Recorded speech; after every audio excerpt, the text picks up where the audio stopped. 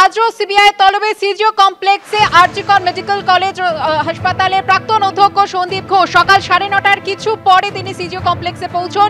টানা 8 দিন ধরে তাকে জিজ্ঞাসাবাদ করা হয়েছে। আজ 9ম দিন হাজিরা দিলেন সন্দীপ ঘোষ। এই মুহূর্তে সরাসরি আপনাদের নিয়ে যাব সিজিও কমপ্লেক্সে। আমাদের প্রতিনিধি পার্থপ্রতিম ঘোষ রয়েছেন আমাদের সঙ্গে। পার্থপ্রতিম, পিতামাতা হওয়া এখনো কি স্বপ্ন? অ্যাপোলো ফার্টিলিটির সাথে আপনার পিতামাতা হওয়ার স্বপ্ন পূরণ করুন। বিনামূল্যে পরামর্শের জন্য কল করুন 9953922843।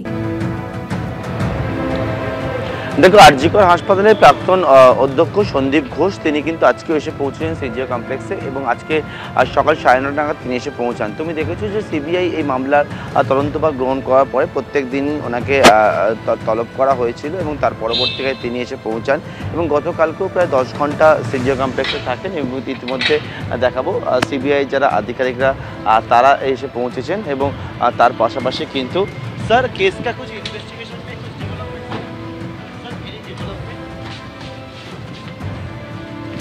ইতিমধ্যে সিবিআই যারা আধিকারিকরা তারা এসে পৌঁছেছেন এবং তুমি জানো যে এই যে আরজিকর যে গোটা ঘটনা সেই ঘটনা তদন্ত সিবিআই গ্রহণ করেছে এবং সঞ্জয় রায় তাকে ইতিমধ্যে কিন্তু সিবিআইয়ের আধিকারিকরা জিজ্ঞাসাবাদ করেছিলেন, একাধিক তথ্য তার কাছ থেকে পেয়েছেন এবং তার পলিগ্রাফ যে টেস্ট সেই টেস্টেরও কিন্তু আবেদন জানানো হয়েছিল। এক হচ্ছে সঞ্জয় রায়, পাশাপাশি কিন্তু প্রাক্তন অধ্যক্ষ সহ আরও মোট 6 জনের পলিগ্রাফ টেস্টের আবেদনও সেটাও কিন্তু আদালতের কাছে মঞ্জুর হয়েছে এবং পরবর্তী যে পদক্ষেপগুলো রয়েছে সিবিআই সেই পদক্ষেপগুলো নেবে। কিন্তু সঞ্জীব ঘোষ প্রাক্তন অধ্যক্ষ তাকে গতকালকেও দেখেছিলাম প্রায় 10 ঘন্টা সিবিআই তার কাছ থেকে তথ্য সংগ্রহ করে এবং আজকেও কিন্তু আবার সকাল 9:30 নাগাদ সঞ্জীব ঘোষ আরজিকর হাসপাতালের প্রাক্তন অধ্যক্ষ তিনি এসে পৌঁছেন সিজিও কমপ্লেক্স সিবিআই দপ্তরে। ধন্যবাদ পার্থপ্রতিম। আরজিকর কাণ্ডের প্রতিবাদে আগামী মঙ্গলবার পশ্চিমবঙ্গ ছাত্র সমাজ নামে একটি সংগঠন নবান্ন অভিযানের ডাক দিয়েছে আর এ নিয়ে সোশ্যাল মিডিয়ায় প্রচার চলছে। এই অভিযানের বিরোধিতা করে ইতিমধ্যেই কলকাতা হাইকোর্টে একটি জনস্বার্থ মামলা দায়ের করা হয়েছে।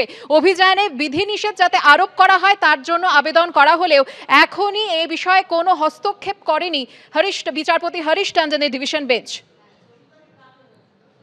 আমাদের যিনি মুখ্যমন্ত্রী আছেন তিনি স্বাস্থ্য দপ্তরের এবং রাজ্যের প্রশাসন পুলিশ দপ্তরেরও প্রধান। স্বাস্থ্যমন্ত্রী আর পুলিশ মন্ত্রীর পদত্যাগ। পশ্চিমবঙ্গ ছাত্র সমাজ নামে সোশ্যাল মিডিয়ায় মঙ্গলবার নবান্ন অভিযানের ডাক দেওয়া হয়েছে। কি উদ্দেশ্যে এই অভিযান? শুক্রবার সাংবাদিক বৈঠক করে তা খোলসা করলেন উদ্যোক্তারা।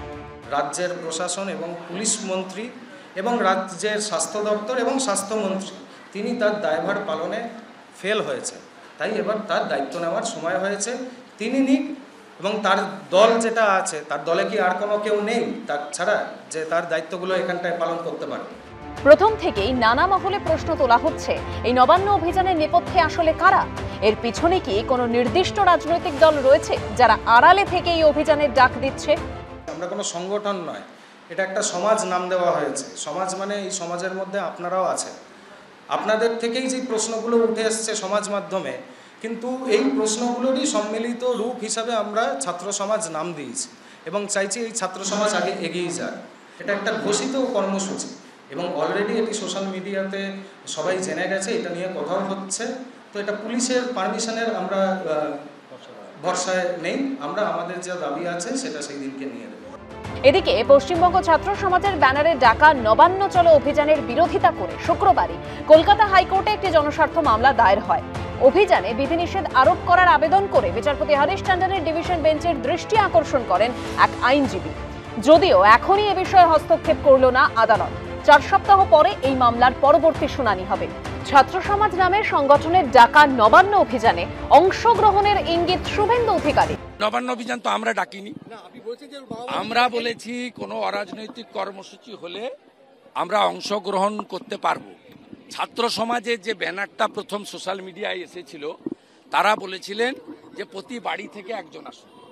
রাজ্য সরকার বোকার মতো আজকে ডিভিশন বেঞ্চে গেছিল নবান্ন অভিযানে ভয় পেয়ে এবং সেখানে অনেক কথা তারা বলেছেন, ডিভিশন বেঞ্চ রিফিউজ করেছে। সংগঠিতভাবে সোশ্যাল মিডিয়াকে অপব্যবহার করে নবান্নের দিকে কিছু মানুষকে ঠেলে দেয়া, তার মধ্যে আবার ওনারা বলবেন গুলি চলবে, কেউ পোস্ট করবেন দেশলাই রাখবেন, আগুন জ্বালতে হবে। এগুলো কি? কোন ছাত্র সমাজ? কোন ছাত্র সমাজ? কেউ তো দায়িত্ব নেবে। বড় কর্মসূচিতে থানায় বা পুলিশে অনুমতি নেবে, আর নইলে এটা মেনে নিন আপনাদের রাজনৈতিক পতাকাগুলো মানুষের কাছে ধিক্কৃত। আপনারা পতাকা বের করতে লজ্জা পান বলে এখন এই ছাত্র সমাজের নাম দিয়ে বকলমে লোক খেপানোর কাজ করছেন সোশ্যাল মিডিয়া দিয়ে। মঙ্গলবার কি হবে সেদিকেই নজর সবার। সৌভিক মজুমদার ও পুরুষোত্তম পণ্ডিতের রিপোর্ট, এবিপি আনন্দ, কলকাতা।